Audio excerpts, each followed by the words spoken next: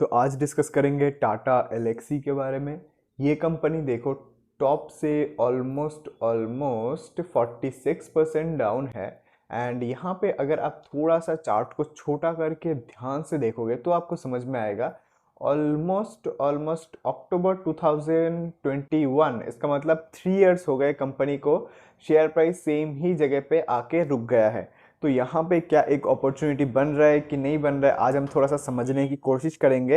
And actually में mindset कैसा होता है, किस तरीके से चीज़ों को इंटरप्रेट करना होता है, वो आपको एकदम क्लैरिटी के साथ समझ में आएगा, राइट। एंड अगर आप यहाँ पे थोड़ा सा चार्ट में, प्रीवियस जो चार्ट है थोड़ा सा लोड होने में टाइम लग रहा है, यहाँ पे अगर आप देखोगे तो ऑलमोस्ट टॉप से 55% डाउन था। एंड यहाँ पे टॉप से ऑलमोस्ट 51% डाउन था। ठीक है, तो इसका मतलब कंपनी में ऐसा जो बड़ा बड़ा फॉल यहाँ पे 46% का डाउन आया है, तो ये बहुत ही नॉर्मल है। एंड 40-50% ऐसा ही कुछ होता है। एंड यहाँ पे क्या और नीचे जा सकता है, तो उसके बारे में मैं आगे बात करूँगा।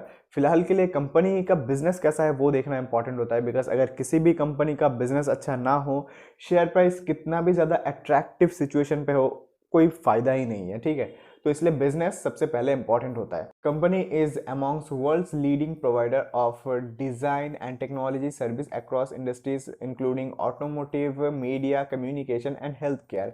तो यहाँ पे कंपनी पूरे वर्ल्ड में एक अच्छा खासा लीडिंग पोजीशन होल्ड करता है। एंड साथ में अगर आप यहाँ पे थोड़ा सा देखोगे जियोग्राफिकल स्प्लिट पे, तो कंपनी का मेजॉरिटी जो रेवेन्यू आता है वो आता है यूरोप से एंड अमेरिका से। यूरोप से 42% एंड अमेरिका से 34%, राइट। तो यहाँ पे कंपनी के पास ओवरऑल अपॉर्चुनिटी बहुत ज़्यादा है अपने आप को एक्सपैंड करने का, एंड अदर मार्केट में भी अच्छा खासा अपना जो है पेनिट्रेशन करने का। तो यहाँ पे आपको जो मार्केट कैप है उससे ही पता चलेगा कि 38,000 करोड़ का कंपनी का मार्केट कैप है। तो कंपनी कहीं ना कहीं मिड कैप कैटेगरी में आता है। एंड यहाँ पे थोड़ा सा अगर आप एक और चीज़ देखोगे क्लाइंट कॉन्सेंट्रेशन में, यहाँ पे टॉप 5 क्लाइंट से रेवेन्यू आता है 47.2 का। तो ये कहीं ना कहीं थोड़ा सा ज़्यादा लग रहा है, सिंस कंपनी एक मिड कैप कंपनी है, यहाँ से ग्रोथ अपॉर्चुनिटी है। तो उस केस में हम बोल सकते हैं कि सर्विस बेस्ड कंपनी है, तो यहाँ पे ग्रोथ अपॉर्चुनिटी तो है। तो यहाँ पे हम कहीं ना कहीं बोल सकते हैं कि ये फिलहाल के लिए चलता है, राइट। बट इन फ्यूचर इस चीज़ को फिक्स होने की ज़रूरत है, बिकॉज इतना ज़्यादा क्लाइंट कॉन्सेंट्रेशन भी सही नहीं होता किसी भी, यूजुअली किसी भी बिजनेस के लिए। तो यहाँ पे सेम ही चीज़ हमको देखने को मिल रहा है। बट ऐसे बिजनेस में जो सर्विस बेस्ड बिजनेस होता है ना, तो यहाँ पे सबसे इंटरेस्टिंग मज़ेदार चीज़ क्या होता है, ऐसे कंपनीज ना डेट की वजह से डूबता नहीं है। तो यहाँ पे डूबने के चांसेस बहुत कम होता है। जैसे कि यहाँ पे अगर बैलेंस शीट पे जाओगे तो आपको देखने को मिलेगा कि यहाँ पे इनका जो फिक्स एसेट है वो 356 करोड़ का है, बहुत ही कम है। एंड 3100 करोड़ का, 3200 करोड़ का कंपनी का टोटल बैलेंस शीट की साइज़ है। तो उसके कंपैरिजन में जो फिक्स एसेट है वो बहुत ही कम है। एंड ऐसा ही होता है जो सर्विस बेस्ड कंपनीज होता है, right, asset light business model होता है। बट यहाँ पे इंटरेस्टिंग चीज़ क्या है कि जो पैसा आ रहा है, ध्यान से समझना कि ऐसे जो बिजनेस होता है, एसेट लाइट बिजनेस होता है, तो वहाँ पे जो भी आप बिजनेस कर रहे हो उससे ओवर द ईयर्स जितना भी पैसा आ रहा है, जितना भी एक्स्ट्रा प्रॉफिट आ रहा है, तो उसका ऐसा बहुत ज़्यादा काम नहीं होता। तो वो पैसा कहाँ जाता है, इधर वो इन्वेस्टमेंट पे जाता है, जो कि यहाँ पे आपको 0-0 देखने को मिल रहा है। इसका मतलब यहाँ पे इन्वेस्टमेंट पे तो सीधा पैसा नहीं गया है, जो कि हमको समझ में आ रहा है। बट यहाँ पे अदर एसेट पे जाओगे तो आपको देखने को मिलेगा कंपनी के पास जो पैसा है वो कैश में पड़ा हुआ है 1300 करोड़ का। एंड यहाँ पे 321 करोड़ का अदर एसेट आइटम पड़ा हुआ है, राइट। तो यहाँ पे कहीं ना कहीं कंपनी ने अपना जो एक्सेस अमाउंट है उसको होल्ड करके रखा है ठीक ठाक, अपने में भी फ्यूचर अपॉर्चुनिटी के हिसाब से। तो यही जो पॉइंट है मैं आपको बताना चाह रहा था कि ऐसे कंपनीज में जितना भी पैसा आता है वो स्टोर होता रहता है over the years, right. And उसकी वजह से आपका जो बैलेंस शीट है वो बहुत ज़्यादा स्ट्रॉन्ग हो जाता है। एंड किसी भी कंपनी का अगर बैलेंस शीट स्ट्रॉन्ग है तो वहाँ पे एक ही चीज़ आपको देखना इंपॉर्टेंट है। वो चीज़ क्या है, वो चीज़ ये है कि कंपनी का मैनेजमेंट कंटिन्यूसली बिजनेस को ग्रो कर पा रहा है कि नहीं।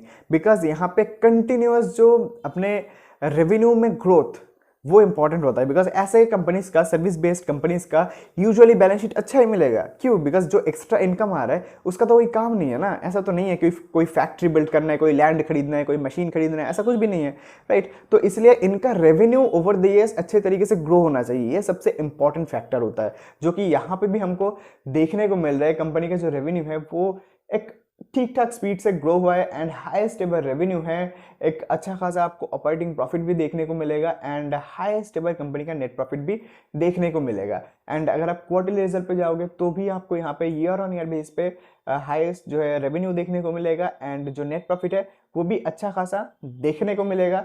थोड़ा सा लास्ट ईयर के कंपैरिजन में थोड़ा सा रिड्यूस हुआ है, जो कि बहुत ही नॉर्मल है। अगर कंज्यूमर के पास देने के लिए पैसा कम है तो यहाँ पे B2B सेगमेंट जो बिजनेस ऑपरेट करते हैं उनको भी अपना जो मार्जिन है वो थोड़ा सा उसमें एडजस्ट करना पड़ता है बिकॉज ओवरऑल जो मार्केट कंडीशन है उसकी वजह से। तो ये बहुत ही नॉर्मल चीज़ है एंड जब भी ये इकोनॉमिक सिचुएशन ठीक होगा इनका जो मार्जिन है वो भी इम्प्रूव हो जाएगा, ऐसा हम एक्सपेक्ट कर सकते हैं एज पर कॉमन सेंस। अगर अभी हम थोड़ा सा टेक्निकल के बारे में डिस्कस करते हैं, क्या ये कंपनी यहाँ से नीचे जा सकता है?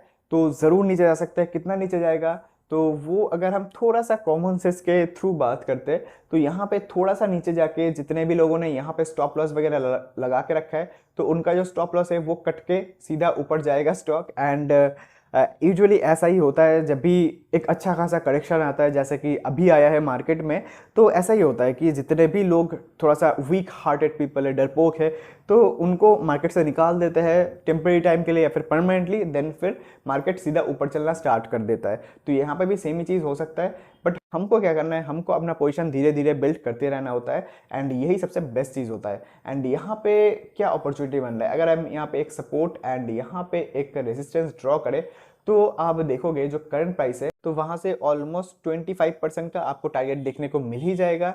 एंड यहाँ पे एक और चीज़ हो सकता है कि अगर आपने थोड़ा और अच्छे से रिसर्च किया है, आपको और ज़्यादा कॉन्फिडेंस है स्टॉक के ऊपर, देन उस केस में यहाँ पे 40% का टारगेट आप इजीली एक्सपेक्ट कर सकते हो। बट एक्चुअली में क्या होता है कि जब स्टॉक चलना स्टार्ट करेगा ना, सिचुएशन सही हो जाएगा, तब सिर्फ यही टारगेट नहीं यहाँ पे भी अचीव होगा एंड इससे ऊपर भी जाएगा। बिकॉज ऐसे कंपनी में अगर रेवेन्यू में ग्रोथ आता है एंड अगर अच्छा खासा मार्जिन, प्रॉफिट मार्जिन ये कंपनी रखते हैं अपने बिजनेस में, तो उस केस में यहाँ पे जो लाइफ टाइम हाई है इसको क्रॉस करना तो बनता है, राइट। तो ऐसे ही यूजुअली काम होता है। एंड हमने इससे पहले डीमार्ट के ऊपर बात किया था जो कि एक लार्ज कैप कंपनी है, 10 दिन में 20% का टारगेट अचीव हो गया था, फिर से नीचे आया था। आई डोंट नो अब सबने, आप में से कितने लोगों ने ये चीज़ नोटिस किया होगा, बट यहाँ पे फिर से एक एंट्री अपॉर्चुनिटी बना था, फिर से यहाँ पे थोड़ा सा रिवर्सल मतलब नीचे की तरफ आया है।